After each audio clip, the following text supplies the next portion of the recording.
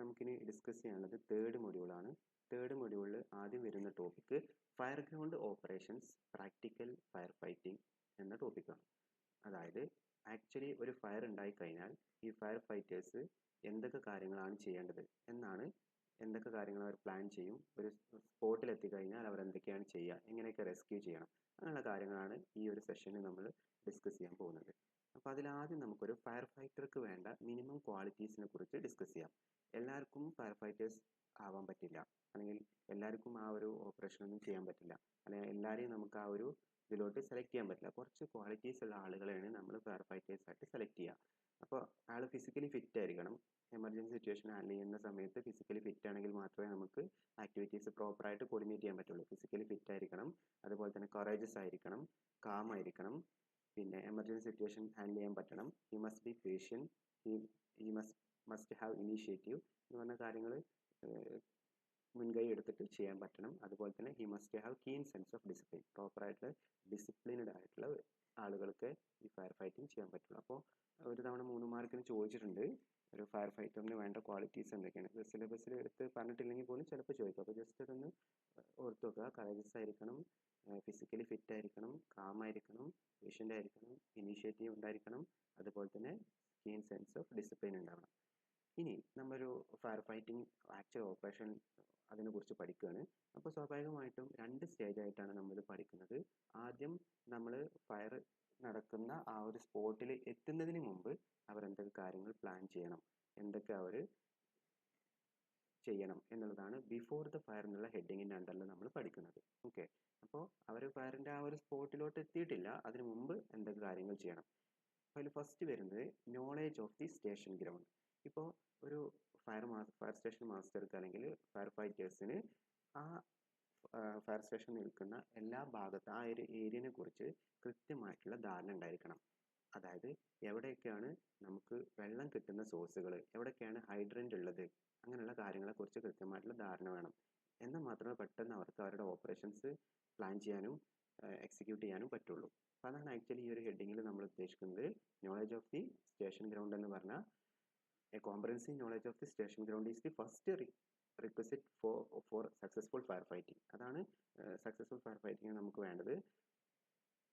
ആ ഒരു ഏരിയനെ കുറിച്ച് കൃത്യമായുള്ള ധാരണ. അവർ ഉദ്ദേശിക്കുന്നത് they should know all the important details such as hydrant, layout and capacity of the mains ആണ് വാട്ടർ മെയിൻസ്. വെള്ളത്തിൻ്റെ സോഴ്സുകൾ എവിടെയൊക്കെ ഉണ്ട്, ഏതൊക്കെ ലൊക്കേഷനിലാണ് ആ ഒരു ഏരിയയിലുള്ളത് എന്നുള്ളതിനെ കുറിച്ച് കൃത്യമായിട്ടുള്ള ധാരണ വേണം. അതാണ് സ്റ്റേഷൻസ് ഗ്രൗണ്ടിനെ കുറിച്ച് മനസ്സിലാക്കുക എന്നുള്ളതുകൊണ്ട് ഇവർ ഉദ്ദേശിക്കുന്നത്.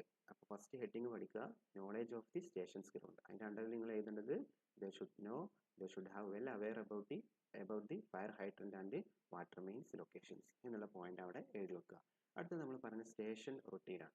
സ്റ്റേഷൻ റൊട്ടീൻ എന്ന് പറഞ്ഞിട്ടുണ്ടെങ്കിൽ ഇപ്പോൾ നമ്മുടെ വീട്ടിൽ നമ്മളെല്ലാ സാധനങ്ങളും ചെക്ക് ചെയ്ത് വെക്കുന്ന പോലെ ഇവരെന്ത് ചെയ്യണം, അവർ യൂസ് ചെയ്യുന്ന എല്ലാ എക്യുപ്മെൻസും, അത് നമ്മൾ മുമ്പ് ഡിസ്കസ് ചെയ്ത ചെറിയ സ്മോൾ ഗേസ് അല്ലെങ്കിൽ മിസലേനിയസ് എക്യുപ്മെൻറ്റ്സ് ആയിക്കോട്ടെ, അല്ലെങ്കിൽ വലിയ വലിയ എക്യുപ്മെൻറ്റ്സ് ആയിക്കോട്ടെ, എല്ലാം പ്രോപ്പറായിട്ട് പീരിയോഡിക് ആയിട്ട് മെയിൻ്റെനൻസും ക്ലീനിങ് എല്ലാം ചെയ്തിരിക്കണം.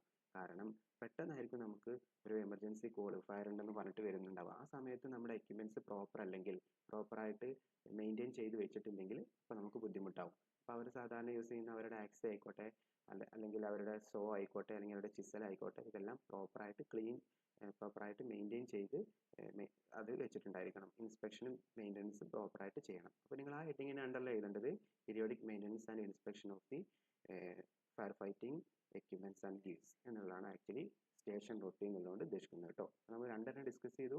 Knowledge of the stations ground, അതായത് ഫയർ ഹൈഡ്രന്റിനെ കുറിച്ചും അതുപോലെ തന്നെ വാട്ടർ മെയിൻസിൻ്റെ ലൊക്കേഷനെ കുറിച്ചും ആ ഒരു ഏരിയനെ കുറിച്ച് കൃത്യമായിട്ടുള്ള ധാരണ വേണം. അടുത്ത് നമ്മൾ പറഞ്ഞത് അവരുടെ എക്യുപ്മെൻറ്റ്സ് അല്ലെങ്കിൽ ഫയർ ഫൈറ്റിംഗ് ഗീവ്സിനെ കുറിച്ച് അതിൻ്റെ ഇൻസ്പെക്ഷനും ടെസ്റ്റിംഗ് എല്ലാം പ്രോപ്പറായിട്ട് ചെയ്തിട്ടുണ്ടായിരിക്കണം. ഇനി നമ്മൾ പറഞ്ഞത് ചേഞ്ച് ഓഫ് വാച്ചസ് എന്ന് ഉദ്ദേശിക്കുന്നത് ആക്ച്വലി ഓരോ ഷിഫ്റ്റാണ്. അവർ ഒരു 24 hours ഒരേ ആളുകളല്ല വർക്ക് ചെയ്യുന്നുണ്ടാവുക. അവർ ഷിഫ്റ്റ് ആയിട്ടായിരിക്കും വർക്ക് ചെയ്യുന്നുണ്ടാവുക.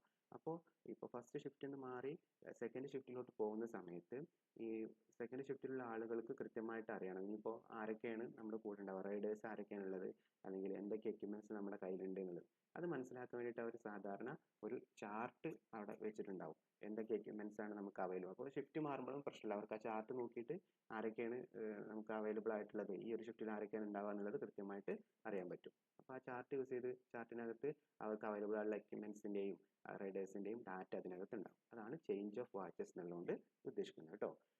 കൃത്യമായിട്ട് ഡാറ്റ കമ്മ്യൂണിക്കേറ്റ് ചെയ്യും. ഒരു ഷിഫ്റ്റിൽ നിന്ന് വേറെ ഷിഫ്റ്റിലത്തെ ആളുകൾ വരുന്ന സമയത്ത് നമ്മുടെ ഡാറ്റ കൃത്യമായിട്ട് കമ്മ്യൂണിക്കേറ്റ് ചെയ്തിട്ടുണ്ടായിരിക്കണം. ഇനി അഡ്രസ് ഓഫ് ദി ഫയർ ആണ്. അതായത് ഇപ്പോൾ ഒരു ഫയർ ഒരാൾ വിളിച്ച് പറഞ്ഞു, അപ്പോൾ അങ്ങനെ ഇവർ ഇവിടുന്ന് വണ്ടി എടുക്കുന്നതിന് മുമ്പ് തന്നെ ആ അഡ്രസ്സിനെ കുറിച്ചൊരു 2-3 തവണ ഇവർ ക്രോസ് ചെക്ക് ചെയ്യും. അവരാ പറഞ്ഞ അഡ്രസ്സ് കറക്റ്റ് അല്ലേ, ഇനി അതിലോട്ട് എങ്ങനെയൊക്കെ പോവാം, റൂട്ടുകൾ ഏത് വഴിയിലൂടെ പോയി കഴിഞ്ഞാൽ നമുക്ക് പെട്ടെന്ന് ഫയറാണ് പെട്ടെന്ന് നമുക്ക് അങ്ങോട്ട് റീച്ച് ചെയ്യണം. അപ്പോൾ അതിൽ ഏറ്റവും എളുപ്പവഴി ഏതാണ്, ഇനി ചില സ്ഥലത്ത് രണ്ട് സ്ഥലത്തിൻ്റെ പേര് ഒരേപോലെ ഉണ്ടാവും. അപ്പോൾ അങ്ങനെ കൺഫ്യൂഷനൊക്കെ ഒഴിവാക്കിയിട്ട് അതിന് ഒഴിവാക്കാൻ വേണ്ടിയിട്ട് നമുക്ക് ലാൻഡ് മാർക്ക് യൂസ് ചെയ്യാം. അപ്പോൾ കുളപ്പുള്ളി അലമീൻ എന്ന് പറഞ്ഞിട്ടുണ്ടെങ്കിൽ അതൊരു ലാൻഡ് മാർക്കാണ്. അലമീൻ എന്നുള്ള കോളേജ് നമുക്ക് എല്ലാവർക്കും അറിയാം. അങ്ങനെ നാട്ടിൽ അറിയപ്പെടുന്ന ഒരു ലാൻഡ് മാർക്ക് അവർ ചോദിക്കും, എവിടെയാണ് ഏത് ഭാഗത്തായിട്ടാണ് എന്നുള്ളത്. അപ്പോൾ ആ ലാൻഡ് മാർക്ക് ലൊക്കേറ്റ് ചെയ്തിട്ട് നമുക്ക് ആ ഫയറിലോട്ട് എത്താൻ പറ്റും. അതാണ് അഡ്രസ് ഓഫ് ദി ഫയർ എന്ന് പറയുന്നത്. നമ്മൾ ലീവ് ചെയ്യുന്നതിന് മുമ്പ് തന്നെ വിളിച്ച് പറഞ്ഞ അഡ്രസ്സ്, അവിടേക്കുള്ള വഴി എല്ലാം നമ്മൾ എൻഷുർ ചെയ്യാം. ഏത് വഴിയിലൂടെ ഏത് ഷോർട്ട് കട്ടിലൂടെ പോയി കഴിഞ്ഞാൽ പെട്ടെന്ന് എത്താൻ പറ്റും, ലാൻഡ് മാർക്ക് ഏതാണെന്നൊക്കെ ഉള്ളത് കൃത്യമായിട്ട് മനസ്സിലാക്കുക. അതാണ് അഡ്രസ് ഓഫ് ദ ഫയർ എന്നുള്ളതുകൊണ്ട് ഉദ്ദേശിക്കുന്നത്. ഓക്കെ, അപ്പോൾ ഇത്രയാണ് ബിഫോർ ദി ഫയറിലോട്ട് എത്തുന്നതിന് മുമ്പ് ഇവർ ചെയ്യേണ്ട കാര്യങ്ങൾ. ഒന്നുകൂടെ പറയാം. ഒന്ന്, ആ ഒരു സ്റ്റേഷൻ ഗ്രൗണ്ടിനെ കുറിച്ച് കൃത്യമായിട്ട് ധാരണ ഉണ്ടാക്കണം. അവിടെ അവർ ഉദ്ദേശിക്കുന്നത് ഫയർ ഹൈഡ്രൻറ്റും വാട്ടർ സോഴ്സും എവിടെയൊക്കെയാണെന്നുള്ളത് കൃത്യമായിട്ട് ലൊക്കേറ്റ് ചെയ്യാൻ പറ്റണം. പിന്നെ സ്റ്റേഷൻ റൊട്ടീനാണ്, അവിടെയുള്ള എക്യുപ്മെൻറ്റ്സും ഫയർ ഫൈറ്റിങ്ങിന് യൂസ് ചെയ്യുന്ന ടൂൾസ് എല്ലാം പീരിയോഡിക് ആയിട്ട് മെയിൻ്റനൻസും ഇൻസ്പെക്ഷൻ എല്ലാം ചെയ്തിട്ടുണ്ടായിരിക്കണം. പിന്നെ ചേഞ്ചസ് വാച്ചസ് ഉദ്ദേശിക്കുന്നത് 2 ഷിഫ്റ്റുകൾ മാറുന്ന സമയത്ത് ഡാറ്റ പ്രോപ്പറായിട്ട് ഇൻഫർമേഷൻ കമ്മ്യൂണിക്കേറ്റ് ചെയ്തിട്ടുണ്ടായിരിക്കണം. ഈ ചാർട്ടുകൾ അവർക്ക് യൂസ് ചെയ്യാം. പിന്നെ നമ്മൾ പറഞ്ഞത് അഡ്രസ് ഓഫ് ദി ഫയർ ആണ്. വൺസ് അഡ്രസ്സ് നമുക്ക് ഇപ്പോൾ കോളൊക്കെ വിളിച്ചിട്ടായിരിക്കും പറയുന്നുണ്ടാവുക, അപ്പോൾ ചിലപ്പോൾ എഴുതിയെടുത്തതിലൊക്കെ മിസ്റ്റേക്ക് ഒക്കെ ഉണ്ടാകും. അപ്പോൾ നമ്മൾ കൃത്യമായിട്ട് ആ അഡ്രസ്സ് വെരിഫൈ ചെയ്യുക. എന്നിട്ട് നമ്മൾ എന്ത് ചെയ്യാം, ആ അഡ്രസ്സിലോട്ടുള്ള ഷോർട്ട് കട്ട് കൃത്യമായിട്ടുള്ള വഴി മനസ്സിലാക്കിയിട്ട് വേണം ഇവിടുന്ന് ഫയർ ഫൈറ്റിംഗ് വെഹിക്കിൾ അല്ലെങ്കിൽ ഫയർ ഫൈറ്റേഴ്സ് ലീവ് ചെയ്യുന്നത്, ആ ഒരു സ്റ്റേഷനിൽ ലീവ് ചെയ്യുന്നതിന് മുമ്പ് തന്നെ അഡ്രസ്സ് ക്രോസ് വെരിഫൈ ചെയ്യാം. ഇനി അവിടെ എത്തി, ഓക്കെ, ഇപ്പോൾ ബിഫോർ ദ ഫയർ കഴിഞ്ഞു. അടുത്ത സ്റ്റെപ്പ് ആക്ഷൻ ഓൺ അറൈവലാണ്. അവിടെ എത്തിക്കഴിഞ്ഞാൽ എന്താണ് ചെയ്യേണ്ടത്? ഇൻസിഡൻറ്റ് സ്പോട്ടിൽ അവരെത്തി. First calls by telephone. അവിടെ എത്തിയ ഉടനെ തന്നെ നമ്മൾ സ്റ്റേഷനിലോട്ട് മെസ്സേജ് പോകണം, ഞങ്ങളിവിടെ എത്തിയിട്ടുണ്ട് എന്നുള്ളത്. അപ്പോൾ അവിടെ എത്തിയതിന് ശേഷം അവർ നോക്കും ഫയർ ഉണ്ടോ എന്നുള്ളത് നോക്കും. ഫയറിനെ കണ്ടിട്ടില്ലെങ്കിൽ, ഫയറിൻ്റെ ലക്ഷണങ്ങളൊന്നും കാണുന്നില്ലെങ്കിൽ അവർ ഓഫീസിലോട്ട് വിളിച്ച് പറയും ഇവിടെ ഫയർ ഇല്ല, അഡ്രസ്സ് ഒന്നും കൂടി വെരിഫൈ ചെയ്യാൻ വേണ്ടിയിട്ട് പറയും. കാരണം വിളിച്ച് പറയുന്ന ആൾ പാനിക്കായിട്ട് ചിലപ്പോൾ അഡ്രസ്സിലൊക്കെ ചെറിയ ചേഞ്ച് ഉണ്ടാവും. ആ സമയത്ത് തന്നെ അടുത്ത ഓഫീസർ ഇൻചാർജ് തൊട്ട് ഭാഗത്ത് എവിടെയെങ്കിലും ഫയർ ഉണ്ടോ, കാരണം അഡ്രസ്സിൽ ചെറിയ മിസ്റ്റേക്ക് ഒക്കെ ചിലപ്പോൾ ഉണ്ടാവും, അപ്പോൾ അത് ആണോ നോക്കാൻ വേണ്ടിയിട്ട് ചെക്ക് ചെയ്യും. അതാണ് കോൾസ് ബൈ ടെലിഫോൺ എന്നുള്ളതുകൊണ്ട് ഉദ്ദേശിക്കുന്നത്. വൺസ് നമ്മൾ സ്പോട്ടിൽ എത്തിക്കഴിഞ്ഞാൽ ആദ്യം ചെയ്യേണ്ടത് ഫയർ ഉണ്ടോ നോക്കുക. ഫയർ കാണുന്നില്ലെങ്കിൽ പെട്ടെന്ന് അവിടെ വിളിച്ചിട്ട് അഡ്രസ്സ് സ്റ്റേഷനിൽ വിളിച്ചിട്ട് അഡ്രസ്സ് ഒന്നുകൂടി വെരിഫൈ ചെയ്യുക. ആ സമയത്ത് തന്നെ നമ്മൾ തൊട്ടടുത്ത് എവിടെയാണ് ഫയർ ഉള്ളത് നോക്കുക. ഓക്കെ, ഇതാണ് ഫസ്റ്റ് സ്റ്റെപ്പിൽ അവിടെ എത്തിക്കഴിഞ്ഞാൽ ഫസ്റ്റ് ചെയ്യേണ്ടത് കോൾസ് ബൈ ടെലിഫോൺ എന്നുള്ളതാണ് ഉദ്ദേശിക്കുന്നത്. അടുത്ത അവർ ചെയ്യേണ്ടത് ലൊക്കേറ്റിംഗ് ഹൈഡ്രൻ്റ് ആണ്. ഇനി ഹൈഡ്രൻ്റ് കണ്ടുപിടിക്കുക. അപ്പോൾ നമ്മൾ ഫയർ കണ്ടുപിടിച്ച് കഴിഞ്ഞാൽ അടുത്ത നമ്മുടെ സ്റ്റെപ്പ് വെള്ളം വേണം. വെള്ളം കിട്ടണമെങ്കിൽ വെള്ളത്തിൻ്റെ സോഴ്സ് വേണം. അതെവിടെയാണ്, ഹൈഡ്രൻ്റ് എവിടെയാണ് ഉള്ളത് എന്നുള്ളത് ചെക്ക് ചെയ്യുക. അതാണ് അടുത്ത സ്റ്റെപ്പ്, ലൊക്കേറ്റിംഗ് ഹൈഡ്രൻ്റ്. ഓക്കെ, അടുത്തത് ഫസ്റ്റ് ഓഫീസർ ആദ്യം ചെയ്യേണ്ടത്, അവിടെ വരുന്ന മെയിൻ ചാർജിനാണ് നമ്മൾ ഫസ്റ്റ് ഓഫീസർ എന്ന് പറയാം. അപ്പോൾ സ്പോട്ടിൽ എത്തിയിട്ടുള്ള ആദ്യ ചാർജിലുള്ള ഓഫീസർ. അങ്ങനെ ആദ്യം ചെയ്യേണ്ടത് റെസ്ക്യൂ ആണ്. ഹ്യൂമൻ ലൈഫാണ് ഏറ്റവും ഇമ്പോർട്ടൻറ്റ്. വേറെ എന്ത് ഇതാണെന്നുണ്ടെങ്കിലും ജീവനുള്ള ആളുകളെ അതിൽ നിന്ന് രക്ഷിച്ചെടുക്കുക എന്നുള്ളതാണ് ഫസ്റ്റ് പർപ്പസ്. അപ്പോൾ റെസ്ക്യൂവിനാണ് ആദ്യത്തെ പ്രയോറിറ്റി കൊടുക്കേണ്ടത്. എവിടെയെങ്കിലും ആളുകൾ കുടുങ്ങി കിടക്കുന്നുണ്ടോ ബിൽഡിങ്ങിനകത്ത് എന്നുള്ളത് ചെക്ക് ചെയ്യുക. അങ്ങനെ ഉണ്ടെങ്കിൽ അവരെ പെട്ടെന്ന് എസ്കേപ്പ് ചെയ്യുക. അതാണ് ഫസ്റ്റ് ഓഫീസർ ചെയ്യേണ്ടത്.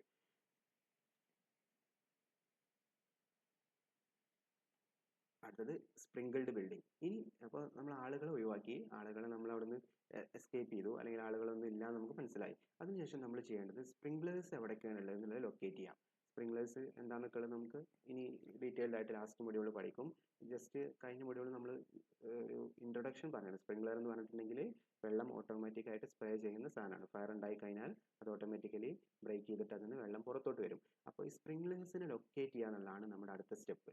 അത് നമ്മൾ ആളുകളെ റെസ്ക്യൂ ചെയ്തതിന് ശേഷം സ്പ്രിംഗ്ലേഴ്സ് എവിടെയൊക്കെ ഉണ്ട്, അതിന് അലാം വരുന്നത് ഫാൾസ് ആയിട്ടുള്ള അലാമാണോ, അത് കേടുകൊണ്ട് ഉണ്ടാകുന്നതാണോ, വാട്ടർ അതിലോട്ട് കറക്റ്റായിട്ട് സപ്ലൈ വരുന്നില്ല. പിന്നെ ഒരു ഓഫീസറിനെ നമ്മൾ ഈ വെള്ളം വരുന്ന പോയിന്റിൽ നിർത്തണം.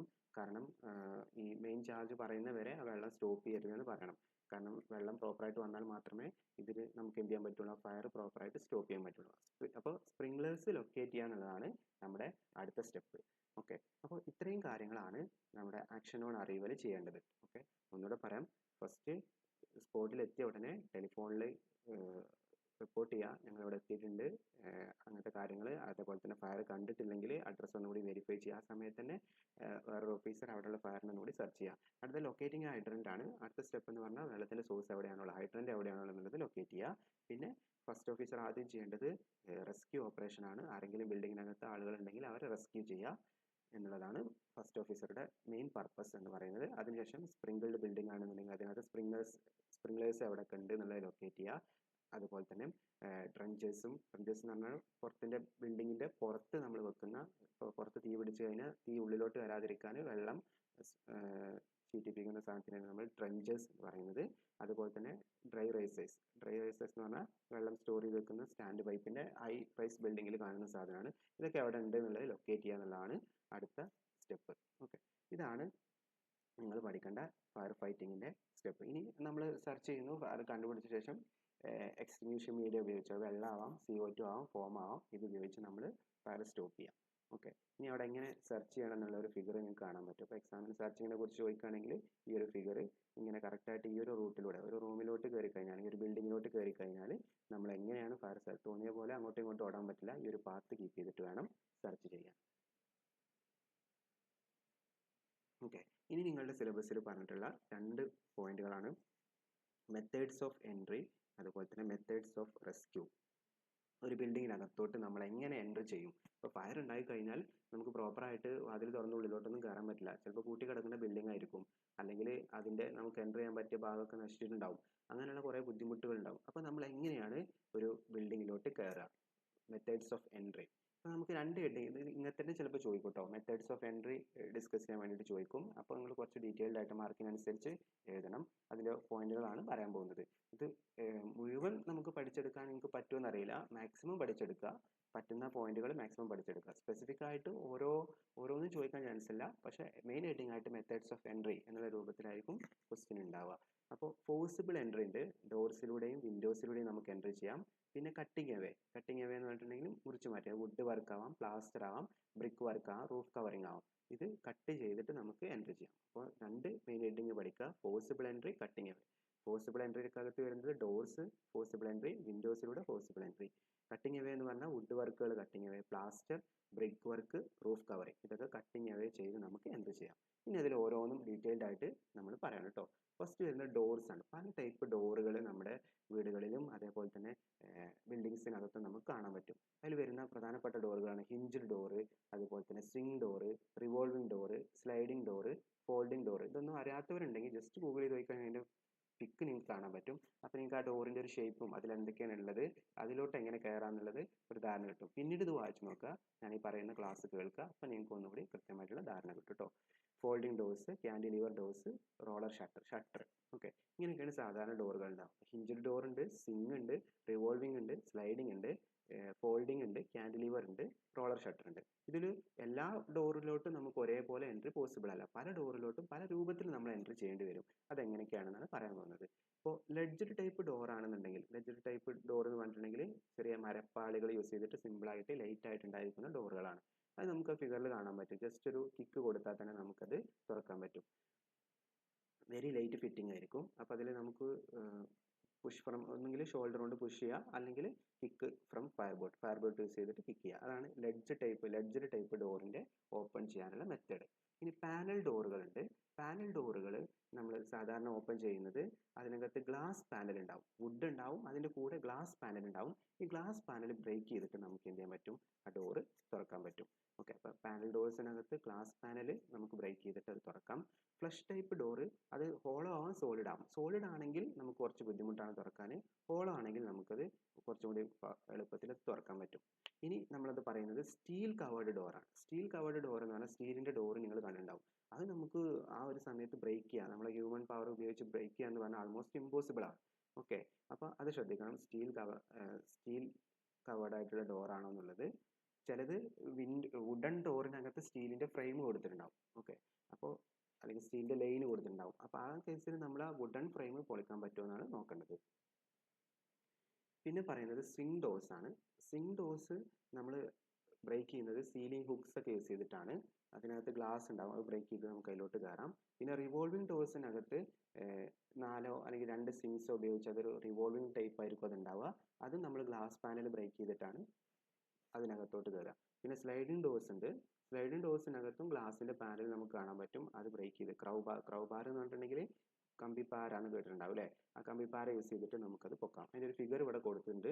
സ്ലൈഡിംഗ് ഡോറിൻ്റെത് ക്രൗബാസ് യൂസ് ചെയ്തിട്ട് എങ്ങനെയാണ് നമ്മളത് പറയുന്നത്. അപ്പോൾ സ്ലൈഡിംഗ് ഡോർ എന്ന് കേട്ടാൽ ക്രൗബാസ് യൂസ് ചെയ്തിട്ട് നമുക്ക് ഓപ്പൺ ചെയ്യാന്നുള്ളത് അല്ലെങ്കിൽ ബ്രേക്ക് ചെയ്യാന്നുള്ളത് മനസ്സിലാക്കുക. ഇനി ഫോൾഡിംഗ് ഡോഴ്സ് ആണ്. ഫോൾഡിംഗ് ഡോഴ്സ് സാധാരണ ലൈറ്റ് കൺസ്ട്രക്ഷൻ ആണ്. അത് നമ്മൾ ജസ്റ്റ് പുഷ് ചെയ്താൽ തന്നെ, ഷോൾഡർ കൊണ്ട് പുഷ് ചെയ്താൽ തന്നെ നമുക്കത് ഓപ്പൺ ചെയ്യാൻ പറ്റും. കാൻഡിലിവർ ഡോഴ്സ്, കാൻഡിലിവർ നിങ്ങൾ പഠിച്ചിട്ടുണ്ടാവും, ഒരു സൈഡ് മാത്രം സപ്പോർട്ടുള്ളതാണ്.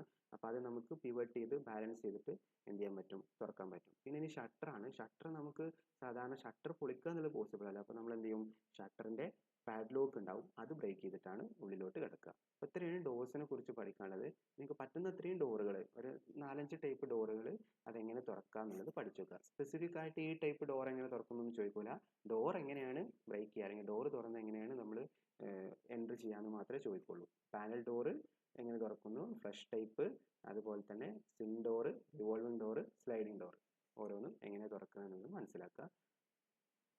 Folding door, cantilever, shutter. ഇനി നമ്മൾ പറയുന്നത് ഡോറിനകത്ത് ഒന്നുകിൽ നമുക്ക് ഡോറ് കംപ്ലീറ്റ് പൊളിച്ചിട്ട് എങ്ങനെ നമ്മൾ അകത്തോട്ട് കയറുന്നതാണ് പറഞ്ഞത്. ഇനി ഡോറ് സെക്യൂർ ചെയ്യുന്ന കുറേ മെത്തേഡ്സ് ഉണ്ട്, അത് ബ്രേക്ക് ചെയ്തിട്ട് നമുക്ക് ഉള്ളിലോട്ട് കയറാം. അതായത് ലോക്കാണ് ആക്ച്വലി ഇവിടെ ഉദ്ദേശിക്കുന്നത്. പല ടൈപ്പ് ലോക്കുകളുണ്ട്, മോർട്ടിസ് ലോക്ക്, റിം ലോക്ക്, പാഡ് ലോക്ക്, ബോൾട്ട്, അങ്ങനെ ഡ്രോപ്പ് ബാറ്, പാനിക് ബോൾട്ട്, ഇങ്ങനെ പല ടൈപ്പ് ലോക്കുകളുണ്ട്. ഈ ലോക്കുകൾ ബ്രേക്ക് ചെയ്തിട്ട് നമുക്ക് ചില സമയത്ത് ഉള്ളിലോട്ട് കയറേണ്ടി വരും.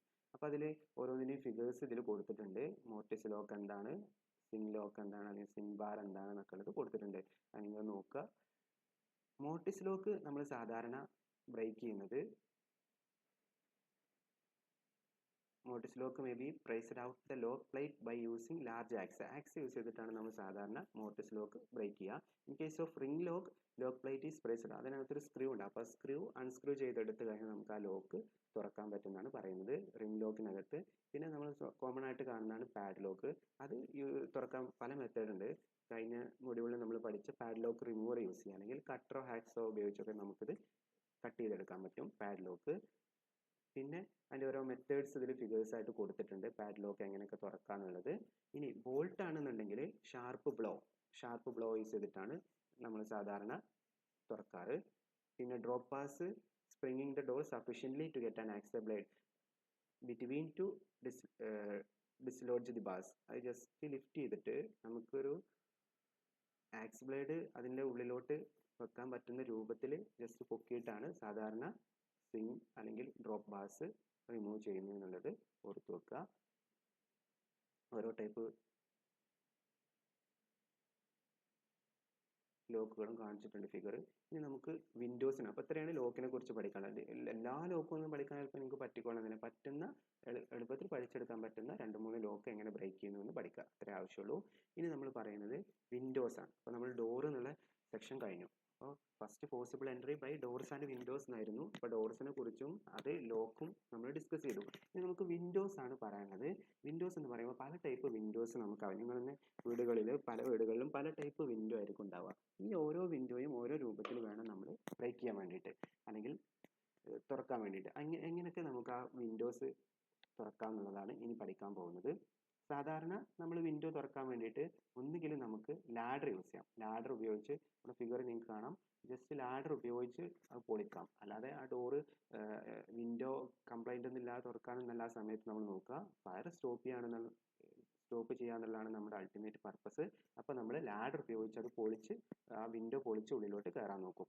അല്ലെങ്കിൽ നമ്മൾ എന്ത് ചെയ്യാം, ആ ലാഡർ ആ വിൻഡോൻ്റെ അടുത്ത് ചാരി വെച്ചിട്ട് അത് എന്തെങ്കിലും ആക്സോ എന്തെങ്കിലും ഉപയോഗിച്ച് നമുക്ക് എന്ത് ചെയ്യാൻ പറ്റും, പൊളിച്ചിട്ട് ഉള്ളിലോട്ട് കയറാൻ പറ്റും. അല്ലെങ്കിൽ സീലിംഗ് ഹുക്ക് യൂസ് ചെയ്തിട്ട് നമുക്ക് എന്ത് ചെയ്യാൻ പറ്റും, വിൻഡോ ബ്രേക്ക് ചെയ്യാൻ പറ്റും. 3 മെത്തേഡാണ്. ഒന്നുകിൽ നമ്മുടെ ലാഡർ യൂസ് ചെയ്തിട്ട് വിൻഡോ കംപ്ലീറ്റ് ബ്രേക്ക് ചെയ്യുക, അല്ലെങ്കിൽ വിൻഡോൻ്റെ അടുത്ത് ലാഡർ വെച്ചിട്ട് അതിന് മുകളിൽ കയറിയിട്ട് ആക്സോ ഉപയോഗിച്ച് കട്ട് ചെയ്യുക, അല്ലെങ്കിൽ സീലിംഗ് ഹുക്ക് ഉപയോഗിച്ച് വിൻഡോ കട്ട് ചെയ്യുക. ഇത് ഇങ്ങനെയൊക്കെയാണ് മെത്തേഡ്. ഇതിൽ ഓരോന്നിൻ്റെയും ഫിഗേഴ്സ് കൊടുത്തിട്ടുണ്ട്. ഇനി നമുക്ക് വേറെ 2-3 ടൈപ്പ് വിൻഡോ എങ്ങനെ ഓപ്പൺ ആക്കാന്നാണ് പറയുന്നത്. കേസ്മെൻറ്റ് വിൻഡോ ആണെന്നുണ്ടെങ്കിൽ അത് difficult to release the catch from outside, പുറത്തുനിന്ന് തുറക്കാനുള്ള ബുദ്ധിമുട്ടായിരിക്കും. അപ്പോൾ നമ്മൾ എന്താണ് ചെയ്യേണ്ടത് വെച്ച് കഴിഞ്ഞാൽ ഒരു ലാഡർ യൂസ് ചെയ്തിട്ട് ബ്രേക്ക് ദ പെയിൻ ഓഫ് ഗ്ലാസിൻ്റെ ഒരു പെയിൻ ഉണ്ടാവും, അത് ബ്രേക്ക് ചെയ്തിട്ട് നമുക്ക് എന്ത് ചെയ്യാം, അതിൻ്റെ ഹുക്ക് തുറന്നെടുക്കാം. സാധാരണ കേസ്മെൻറ്റ് വിൻഡോ എന്ന് പറഞ്ഞാൽ നമ്മൾ സാധാരണ ഒരു സൈഡിലോട്ട് തുറക്കുന്ന വിൻഡോ ആണ്. അപ്പോൾ നമുക്കത് പുറത്തുനിന്ന് ഒറ്റയടിക്ക് അത് പൊളിക്കൽ ബുദ്ധിമുട്ടായിരിക്കും. അപ്പോൾ നമ്മളതിൻ്റെ ഗ്ലാസ് പൊളിച്ചിട്ട് നമ്മൾ എന്ത് ചെയ്യുക, ഹുക്ക് അതിനുള്ളിലൂടെ കയറ്റി ഹുക്ക് നമുക്ക് തുറക്കാൻ പറ്റും. അതാണ് ആക്ച്വലി ഉദ്ദേശിക്കുന്നത്. ഇനി ഫാക്ടറി വിൻഡോസ് ഉണ്ട്. Factory windows can be accessed by breaking the glass close to the catch which has a finger grip and spring. അപ്പോൾ അത് നമ്മൾ ഗ്ലാസ് ബ്രേക്ക് ചെയ്തിട്ടാണ് ഫാക്ടറി വിൻഡോസ് തുറക്കുന്നത്. ഇനി ഫിക്സ്ഡ് വിൻഡോസ് ഉണ്ട്. In case of wood break the necessary panes of glass to gain entry and cut away glazing bars.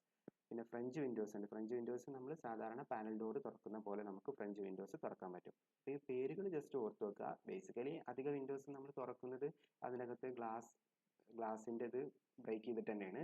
അപ്പോൾ പറ്റുന്ന രീതിയിൽ അതൊന്ന് പഠിച്ചെടുക്കുക. കേസ്മെൻറ്റ് വിൻഡോ, അതേപോലെ തന്നെ factory window, fixed window, French window, പേരൊന്ന് ഓർത്ത് വെച്ചാൽ മതി. അതെങ്ങനെ ഗ്ലാസ് ബ്രേക്ക് ചെയ്തിട്ട് നമുക്കത് തുറക്കാൻ പറ്റും. ഇനി കട്ടിങ് അവേ. ഇപ്പം നമ്മൾ പറഞ്ഞ മെയിൻ ഹെഡിങ് മറന്നു പോയ മെത്തേഡ്സ് ഓഫ് എൻട്രി ഫോഴ്സിബിൾ എൻട്രിയും കട്ടിങ് അവേ ആണ്. അതിൽ ഫോഴ്സിബിൾ എൻട്രി ഡോർസും വിൻഡോസും നമ്മൾ ഡിസ്കസ് ചെയ്തു. ഇനി നമ്മൾ കട്ടിങ് അവേ ആണ്. കട്ടിങ് അവേ എന്ന് പറഞ്ഞാൽ മുറിച്ച് മാറ്റുന്നത് നമ്മൾ സാധാരണ ചെയ്യുന്നത് wood work, plaster, brick work, roof covering. ആ ഹെഡിങ്ങുകൾ ഓർത്ത് വെക്കുക. ബാക്കി നിങ്ങൾ താഴെ എന്ത് എഴുതിയാലും മാർക്ക് നിങ്ങൾക്ക് കിട്ടും. അതിൽ ഓർത്ത് വെക്കേണ്ടത് വുഡ് വർക്ക് എങ്ങനെ കട്ട് ചെയ്യാം. അപ്പോൾ നമ്മൾ സാധാരണ ഒരു ഫിഗർ നിങ്ങൾക്ക് ഇതിൽ കാണാൻ പറ്റും. വുഡ് വർക്കുകൾ നമ്മൾ സാധാരണ എങ്ങനെയാണ് കട്ട് ചെയ്തെടുക്കുന്നത് എന്നുള്ളത്. ഫ്ലോർസോ ഉപയോഗിച്ചാണ് കട്ട് ചെയ്തെടുക്കുന്നത്. പിന്നെ പ്ലാസ്റ്ററിങ് ഉണ്ട്. പിന്നെ സീലിംഗ് ആണെന്നുണ്ടെങ്കിൽ നമുക്ക് സീലിംഗ് ഹുക്ക് ഉപയോഗിച്ചത് ബ്രേക്ക് ചെയ്തെടുക്കാം. പ്ലാസ്റ്റർ വാൾസ് ആണെന്നുണ്ടെങ്കിൽ tapping using shaft of axe. Brick work. അപ്പോൾ നമ്മളിനി ബ്രിക്ക് വർക്ക് ആണെന്നുണ്ടെങ്കിൽ നമ്മളെങ്ങനെ, ഇപ്പോൾ സാധാരണ ഒരു വഴി ഇല്ലെങ്കിൽ നമ്മുടെ ലാസ്റ്റ് വഴിയാണ് ബ്രിക്ക് ബ്രേക്ക് ചെയ്യുക. അപ്പോൾ ബിൽഡിംഗ് ഉണ്ടാക്കിയിട്ടുള്ള വാൾ ബ്രിക്ക് കൊണ്ടാണെങ്കിൽ ആ ബ്രിക്ക് പൊളിച്ച് നമുക്ക് ഉള്ളിലോട്ട് കയറേണ്ടി വരും. അപ്പോൾ അതെങ്ങനെയാണ് ചെയ്യാന്ന് വെച്ചിട്ടുണ്ടെങ്കിൽ ആദ്യം നമ്മൾ ചെയ്യാൻ പോകുന്നത് ഒരു ഹാമറും അതുപോലെ തന്നെ ഒരു കോൾഡ് ചിസലും ഉപയോഗിച്ച് ഒരു ബ്രിക്ക് അതിന് ഇളക്കിയെടുക്കും. അപ്പോൾ സ്വാഭാവികമായിട്ട് അവിടെ ഒരു ഹോൾ ക്രിയേറ്റ് ചെയ്യും. ഈ ഹോളിലൂടെ നമുക്ക് എന്ത് ചെയ്യാൻ പറ്റും, ആ ഹോളിൻ്റെ സൈസ് വലുതാക്കി എടുക്കാം. ഓരോ ബ്രിക്കും എടുത്തിട്ട് ക്രൗബാർസ് യൂസ് ചെയ്ത്, ക്രൗബാർ എന്ന് പറഞ്ഞാൽ കമ്പി പാര എന്നാണ് ഉദ്ദേശിക്കുന്നത് കേട്ടോ, ആ വലിയ കമ്പി ഉണ്ടല്ലോ അങ്ങനെ. അപ്പോൾ അത് ഉപയോഗിച്ച് നമുക്ക് ആ ഹോളിൻ്റെ സൈസ് കൂട്ടാം. അതിലൂടെ നമുക്ക് ആൾക്കകത്തോട്ട് കയറാൻ പറ്റും. അപ്പോൾ ബ്രിക്ക് വർക്ക് എന്ന് പറഞ്ഞിട്ടുണ്ടെങ്കിൽ ബ്രിക്ക് വർക്ക് എങ്ങനെ നമ്മൾ ബ്രേക്ക് ചെയ്യുമെന്ന് ചോദിച്ചിട്ടുണ്ടെങ്കിൽ ആദ്യം ഒരു ചിസലും ഹാമറും ഉപയോഗിച്ച് ഒരു ബ്രിക്ക് എടുക്കുക, ആ ഹോളിൻ്റെ സൈസ് എൻലാർജ് ചെയ്യുക, അതിനകത്തോട്ട് പ്രവേശിക്കുക. അതാണ് ബ്രിക്ക് വർക്ക് എന്നുള്ളതുകൊണ്ട് ഉദ്ദേശിക്കുന്നത്. ഇനി റൂഫ് കവറിങ് ഉപയോഗിച്ചും ചിലപ്പോൾ നമുക്ക് അകത്തോട്ട് ഒരു വഴിയില്ലെങ്കിൽ പിന്നെ ലാസ്റ്റ് നമ്മൾ റൂഫിലൂടെ കയറേണ്ടി വരും. റൂഫിലൂടെ കയറുക എന്ന് പറയുന്നത് പല ടൈപ്പ് റൂഫുകളുണ്ട്. പിച്ച്ഡ് റൂഫും അതുപോലെ തന്നെ ഫ്ലാറ്റ് റൂഫും. പിച്ച്ഡ് റൂഫ് എന്ന് പറഞ്ഞാൽ ടൈൽഡ് റൂഫ്, ഓടിട്ട വീട്. ദെൻ സ്ലൈറ്റഡ് റൂഫ് ഉണ്ട്, അതുപോലെ തന്നെ ആസ്ബറ്റോസ് ഉണ്ടാവും, പിന്നെ ഗ്ലേസ്ഡ് റൂഫ് ഉണ്ടാവും. അപ്പോൾ ഇതിലെല്ലാം എങ്ങനെയാണ് കയറുന്നത് എന്നുള്ളത് നിങ്ങൾ നോക്കണം. ഇതൊന്നും ഫിഗറൊന്നും നിങ്ങൾ വരക്കണ്ട കേട്ടോ, ജസ്റ്റ് അതൊന്ന് വായിച്ചു വിട്ടാൽ മതി. പല ടൈപ്പ് റൂഫ് ഉണ്ട് എന്നുള്ളത് മനസ്സിലാക്കിയാൽ മതി. ഇനി അപ്പോൾ നമ്മൾ മെത്തേഡ്സ് ഓഫ് എൻട്രി കഴിഞ്ഞു. ഇനി നമ്മൾ പറയുന്നത് മെത്തേഡ്സ് ഓഫ് റെസ്ക്യൂ ആണ്. മെത്തേഡ്സ് ഓഫ് റെസ്ക്യൂ എന്ന് പറഞ്ഞിട്ടുണ്ടെങ്കിൽ ആളുകളെ എങ്ങനെ രക്ഷിക്കാം. സാധാരണ രണ്ട് ഹെഡിങ്ങിലുണ്ടല്ലോ, rescue by ordinary means, rescue by fire service department. Ordinary means എന്ന് പറയുമ്പോൾ അതിൽ ആദ്യം വരുന്നത് സെർച്ചിങ് ആണ്. നമ്മൾ ആൾറെഡി സെർച്ചിങ്ങിൻ്റെ ഫിഗർ ഡിസ്കസ് ചെയ്തു. അപ്പോൾ ഈ മെയിൻ ഓഫീസർ പറയുന്ന പോലെ വേണം അവിടെ സെർച്ച് ചെയ്യാൻ, അല്ലാതെ തോന്നിയ പോലെ അവിടെ ഇവിടെയും പോയിട്ട് സെർച്ച് ചെയ്യരുത്. കൃത്യമായിട്ടൊരു പ്ലാൻ ഉണ്ടാക്കിയിട്ട് ആ പ്ലാനിലൂടെ വേണം സെർച്ച് ചെയ്യാൻ വേണ്ടിയിട്ട്. അതാണ് സെർച്ചിങ് എന്നുകൊണ്ട് ഉദ്ദേശിക്കുന്നത്. ദെൻ മീൻസ് ഓഫ് എസ്കേപ്പ്, എങ്ങനെ ആളുകളെ രക്ഷിക്കാം. പല രൂപത്തിൽ രക്ഷിക്കാം. ഒന്നുകിൽ ലാഡർ യൂസ് ചെയ്തിട്ട് ചെയ്യാം, റൂഫ് ഉപയോഗിച്ച് ചെയ്യാം, സ്റ്റെയർസ് യൂസ് ചെയ്തിട്ട് ചെയ്യാം, ഡ്രോപ്പിംഗ് ചെയ്യാം, അതുപോലെ തന്നെ ഓട്ടോമാറ്റിക് എസ്കേപ്പ്, ജമ്പിങ് ഷീറ്റ്, ഇങ്ങനെ പല മെത്തേഡിലൂടെ എസ്കേപ്പ് ചെയ്യാം. പേരുകൾ ജസ്റ്റ് ഒന്ന് ഓർത്ത് വെച്ചാൽ മതി. Ladder, roof, dropping, stairs, automatic escape, പറ്റുന്ന അത്രയും പോയിന്റുകൾ അവിടെ ഓർത്ത് വെക്കാം.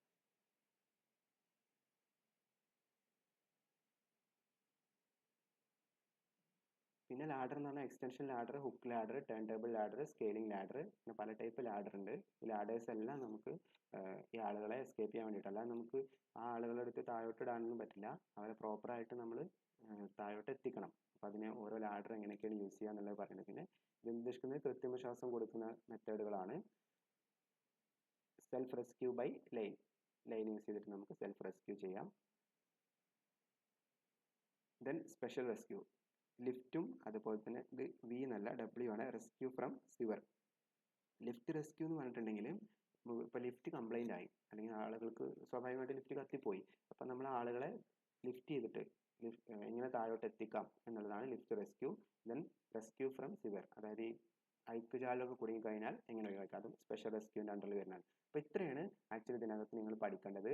അപ്പോൾ ഇത് കാണുമ്പോൾ കുറേ ഉണ്ടെന്നൊന്നും വിചാരിക്കേണ്ട. ഒരിക്കലും നിങ്ങളോട് സ്പെസിഫൈഡ് ആയിട്ട് എടുത്ത് ചോദിക്കില്ല, സ്പെസിഫിക് ആയിട്ട് എടുത്ത് ചോദിക്കില്ല. മെത്തേഡ്സ് ഓഫ് എൻട്രി ചിലപ്പോൾ അവർ differentiate between possible entry and cutting away അങ്ങനെയൊക്കെ ചോദിക്കുള്ളൂ. അല്ലെങ്കിൽ ഡോർസിലൂടെ വിൻഡോസിലൂടെ എങ്ങനെ എൻട്രി ചെയ്യും, അല്ലാതെ ഈ ഡോറിലൂടെ എങ്ങനെ കയറും, ഈ വിൻഡോയിലൂടെ എങ്ങനെ കയറും, അങ്ങനെയൊന്നും ക്വസ്റ്റ്യൻ ഉണ്ടാവില്ല. അപ്പോൾ നിങ്ങൾക്ക് പറ്റുന്ന അത്രയും ഡോറും പറ്റുന്ന അത്രയും വിൻഡോസിനെ കുറിച്ച് ഐഡിയ ഉണ്ടാക്കുക. പിന്നെ വുഡ് വർക്ക് ഉണ്ട്, പ്ലാസ്റ്റർ ഉണ്ട്, ബ്രിക്ക് വർക്ക് ഉണ്ട്, റൂഫ് കവറിംഗ് ഉണ്ട്. അതിനെക്കുറിച്ച് 1-2 പോയിന്റ് പഠിച്ചു വെക്കുക. ഇത്രേ ആവശ്യമുള്ളൂ. ഓക്കെ, അപ്പോൾ ഈ മൊഡ്യൂളിൽ ഈ പാർട്ടിൽ എന്തൊക്കെ പറഞ്ഞാൽ ജസ്റ്റ് ഒന്ന് ഓടിച്ച് പറയാം. ആദ്യം നിങ്ങൾ പഠിക്കേണ്ടത് ഫയർഗ്രൗണ്ട് ഓപ്പറേഷൻസ് ആണ്, പ്രാക്ടിക്കൽ ഫയർ ഫൈറ്റിങ്ങിൻ്റെ. അതിന് ഫയർഗ്രൗണ്ട് ഓപ്പറേഷനകത്ത് ഫയർ ഫൈറ്റർക്ക് വേണ്ട മിനിമം ക്വാളിറ്റീസിനെ കുറിച്ച് പറഞ്ഞു. പിന്നെ ബിഫോർ ദ ഫയർ വരുന്നതിന് മുമ്പ് എന്തൊക്കെ കാര്യങ്ങൾ, ഫയർ പോയിന്റിലോട്ട് എത്തുന്നതിന് മുമ്പ് എന്തൊക്കെ ചെയ്യണം, എത്തിക്കഴിഞ്ഞാൽ എന്തൊക്കെ ചെയ്യണം, അത്രയും നമ്മൾ അവിടെ ഡിസ്കസ് ചെയ്തു. പിന്നെ നമ്മൾ പറഞ്ഞത് മെത്തേഡ്സ് ഓഫ് എൻട്രി ആണ്. പോസിബിൾ എൻട്രി ഉണ്ട്, കട്ടിങ് അവേ ഉണ്ട്. അതിൽ ഓരോ ഡോർസിലോട്ട് എങ്ങനെ എൻട്രി ചെയ്യും, വിൻഡോയിലോട്ട് എങ്ങനെ എൻട്രി ചെയ്യും. പിന്നെ കട്ടിങ് അവേ എന്ന് പറഞ്ഞു കഴിഞ്ഞാൽ wood work, plaster, brick work, roof covering. പിന്നെ നമ്മൾ മെത്തേഡ്സ് ഓഫ് റെസ്ക്യൂ ആണ് പറഞ്ഞത്. മെത്തേഡ്സ് ഓഫ് റെസ്ക്യൂ എന്ന് പറഞ്ഞു കഴിഞ്ഞാൽ 2 രൂപത്തിൽ അവിടെ റെസ്ക്യൂ പോസിബിൾ ആണ്. റെസ്ക്യൂ ബൈ ഓർഡിനറി മീൻസും അതുപോലെ തന്നെ റെസ്ക്യൂ ബൈ ഫയർ സർവീസ് ഡിപ്പാർട്ട്മെൻറ്റും. അപ്പോൾ ഓർഡിനറി മീൻസ് എന്ന് പറഞ്ഞാൽ അതിൽ വരുന്ന സാധനങ്ങൾ സെർച്ചിങ്, അതുപോലെ തന്നെ മീൻസ് ഓഫ് എസ്കേപ്പ്, ലാഡർ, ഇതാണ് സാധാരണ വരുന്ന റെസ്ക്യൂ ബൈ ഓർഡിനറി മീൻസ് എന്നതുകൊണ്ട് ഉദ്ദേശിക്കുന്നത്. ഓക്കെ, ഇത്രയും കാര്യങ്ങൾ നിങ്ങൾ പഠിക്കണം. എന്തെങ്കിലും ഡൗട്ട് ഉണ്ടെങ്കിൽ ചോദിക്കാം കേട്ടോ.